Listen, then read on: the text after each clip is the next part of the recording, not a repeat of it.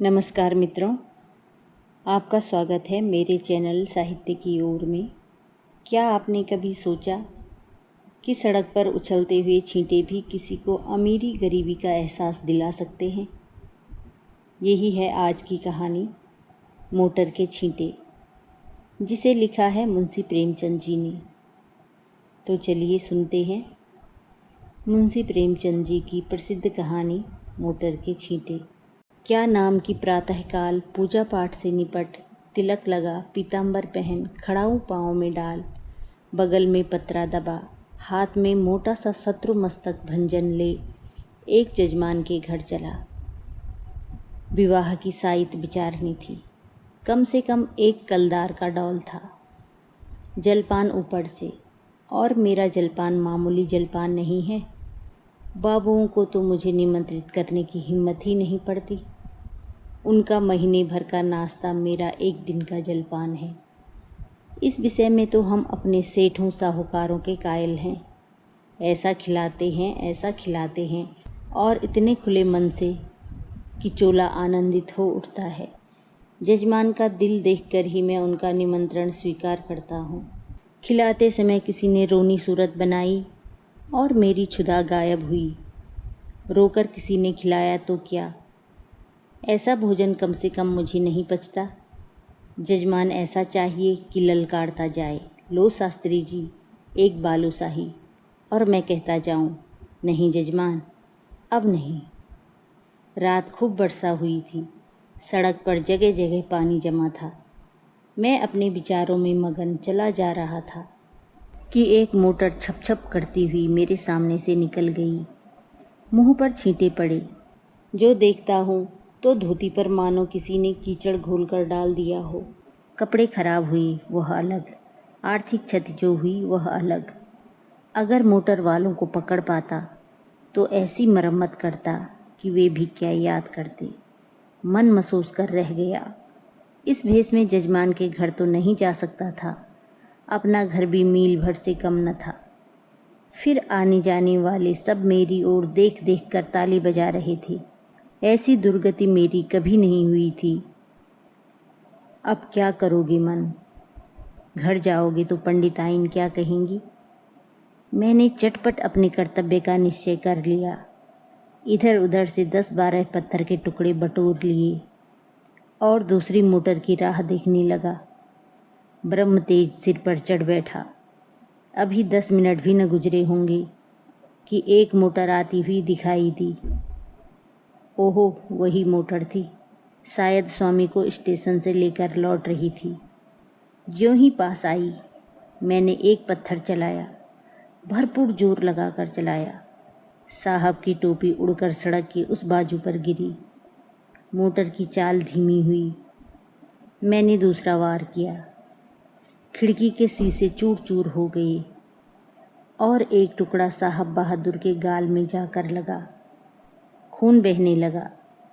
Motor रुकी और साहब उतरकर मेरी तरफ आए और घूंसा तान कर बोले, सुअर, हम तुमको पुलिस में देगा। इतना सुनना था कि मैंने पोथी पत्रा जमीन पर फेंका और साहब की कमर पकड़कर अड़ंगी लगाई तो कीचड़ में भद्द से गिरे।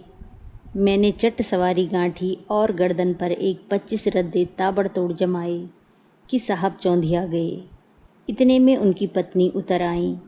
ऊंची एड़ी का जूता, रेशमी साड़ी, गालों पर पाउडर, होठों पर रंग, भौं पर स्याही, मुझे छाते से गोदने लगी। मैंने साहब को छोड़ दिया और डंडा संभालता हुआ बोला, देवी जी, आप मर्दों के बीच में न पड़ें, कहीं चोट चपेट आ जाए तो मुझे दुख होगा। साहब ने अवसर पाया तो संभल कर उठे और अपने बूटदार पैरों से मुझ पर ठोकर जमाई। मेरे घुटने में बड़ी चोट लगी। मैंने बौखलाकर डंडा उठा लिया और साहब के पाँव में जमा दिया। वह कटे पेड़ की तरह गिरे। मेम साहब छतरी तान कर दौड़ी। मैंने धीरे से उनकी छतरी छीन कर फेंक दी। ड्राइवर अभी तक बैठा था। अब वह भी उतरा और छड़ी लेकर मुझ पर पिल पड़ा। मैंने एक डंडा उसके भी जमाया। ज़मीन पर लेट गया। 50 आदमी तमाशा देखने जमा हो गए। साहब भूमि पर पड़े पड़े बोले, रेस्केल, हम तुमको पुलिस में देगा। मैंने फिर डंडा संभाला और चाहता था कि खोपड़ी पर जमाऊं कि साहब ने हाथ जोड़कर कहा, नहीं नहीं बाबा, हम पुलिस में नहीं जाएगा, हमें माफ़ कर दो। मैंने कहा, हाँ, पुलिस का नाम न लेना, नहीं तो यहीं खोपड़ी रंग दूंगा। बहुत होगा 6 महीने की सज़ा हो जाएगी, मगर तुम्हारी आदत छुड़ा दूंगा। मोटर चलाते हो तो छींटे उड़ाते चलते हो, मारे घमंड के अंधे हो जाते हो। सामने या बगल में कौन जा रहा है इसका कुछ ध्यान ही नहीं रखते। एक दर्शक ने आलोचना की, अरे महाराज, मोटर वाले जानबूझकर छींटे उड़ाते हैं और जब आदमी लथपथ हो जाता है तो सब उसका तमाशा देखते हैं और खूब हंसते हैं। आपने बड़ा अच्छा किया कि एक को ठीक कर दिया। मैंने साहब को ललकार कर कहा, सुनता है कुछ जनता क्या कहती है? साहब ने उस आदमी की ओर लाल लाल आंखों से देखकर कहा, तुम झूठ बोलता है, बिल्कुल झूठ बोलता है। मैंने डांटा, अभी तुम्हारी हिकड़ी कम नहीं हुई, आऊँ फिर और दूँ एक सोंटा कस के? साहब ने घिघिया कर कहा, अरे नहीं बाबा, सच बोलता है, सच बोलता है। अब तो खुश हुआ। दूसरा दर्शक बोला, अभी जो चाहें कह दें, लेकिन जो ही गाड़ी पर बैठे फिर वही हरकत शुरू कर देंगे। गाड़ी पर बैठते ही सब अपने को नवाब का नाती समझने लगते हैं। दूसरे महाशय बोले, इससे कहिए थूक कर चाटे। तीसरे सज्जन ने कहा, नहीं, कान पकड़कर उठक बैठक लगाइए। चौथा बोला, अरे ड्राइवर को भी, ये सब और बदमाश होते हैं। मालदार आदमी घमंड करे तो एक बात है, तुम किस बात पर अकड़ते हो? चक्कर हाथ में लिया और आंखों पर पर्दा पड़ा। मैंने यह प्रस्ताव स्वीकार किया।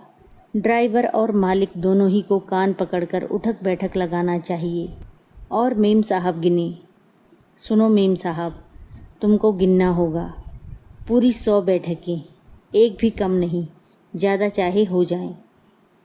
2 आदमियों ने साहब का हाथ पकड़कर उठाया, 2 ने ड्राइवर महोदय का। ड्राइवर बेचारे की टांग में चोट थी, फिर भी वह बैठकें लगाने लगा। साहब की अकड़ अभी काफ़ी थी। आप लेट गए और उलझुलूल बकने लगे। मैं उस समय रुद्र बना हुआ था। दिल में ठान लिया था कि इससे बिना 100 बैठकें लगवाए न छोड़ूंगा। 4 आदमियों को हुक्म दिया कि गाड़ी को ढकेलकर सड़क के नीचे गिरा दो। हुक्म की देर थी।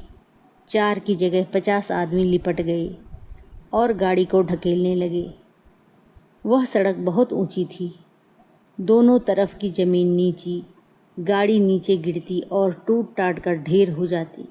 गाड़ी सड़क के किनारे तक पहुंच चुकी थी कि साहब चौंक कर खड़े हुए और बोले, बाबा, गाड़ी को मत तोड़ो, हम उठक बैठक लगाएगा। मैंने आदमियों को अलग हट जाने का हुक्म दिया, मगर सबों को एक दिल लगी मिल गई थी। किसी ने मेरी ओर ध्यान न दिया, लेकिन जब मैं डंडा लेकर उनकी ओर दौड़ा तब सब गाड़ी छोड़कर भागे और साहब ने आंखें बंद करके बैठकें लगानी शुरू की। मैंने 10 बैठकों के बाद मेम साहब से पूछा, कितनी बैठकें हुई? मेम साहब ने रौब से जवाब दिया, हम नहीं गिनता। तो इस तरह साहब दिन भर बैठक लगाते रहेंगे और मैं न छोड़ूंगा। अगर उनको कुशल से घर ले जाना चाहती हो तो बैठकें गिन दो, मैं उनको रिहा कर दूंगा। साहब ने देखा कि बिना दंड भोगे जान न बचेगी तो बैठकें लगाने लगे। 1 2 3 4 5। सहसा एक दूसरी मोटर आती दिखाई दी। साहब ने देखा और नाक रगड़ कर बोले, पंडित जी, आप मेरा बाप है, मुझ पर दया करो, अब हम कभी मोटर पर न बैठेंगे। मुझे भी दया आ गई। बोला, नहीं, मोटर पर बैठने से मैं नहीं रोकता, इतना ही कहता हूँ कि मोटर पर बैठकर भी आदमियों को आदमी समझो। दूसरी गाड़ी तेज चली आती थी। मैंने इशारा किया। सब आदमियों ने 2-2 पत्थर उठा लिए उस गाड़ी का मालिक स्वयं गाड़ी चला रहा था। गाड़ी धीमी करके धीरे से सड़क जाना चाहता था कि मैंने बढ़कर उसके दोनों कान पकड़े और खूब जोर से हिलाकर और दोनों गालों पर एक एक पड़ाका देकर बोला, गाड़ी से छींटा न उड़ाया करो, समझे? चुपके से चले जाओ। यह महोदय बक-झक तो करते रहे, मगर 100 आदमियों को पत्थर लिए खड़ा देखा तो बिना कान पूंछ डुलाए चलते बने। उनके जाने के 1 ही मिनट बाद दूसरी गाड़ी आई। मैंने 50 आदमियों को राह रोक लेने का हुक्म दिया। गाड़ी रुक गई। मैंने उन्हें भी 4 पड़ाके देकर विदा किया। मगर यह बेचारे भले आदमी थे, मज़े से चांटे खाकर चलते बने। सहसा एक आदमी ने कहा, पुलिस आ रही है, और सब के सब भाग खड़े हुए। मैं भी सड़क से नीचे उतर गया और एक गली में घुसकर गायब हो गया। कहानी यहीं पर समाप्त होती है। फिर मिलते हैं अगली कहानी में।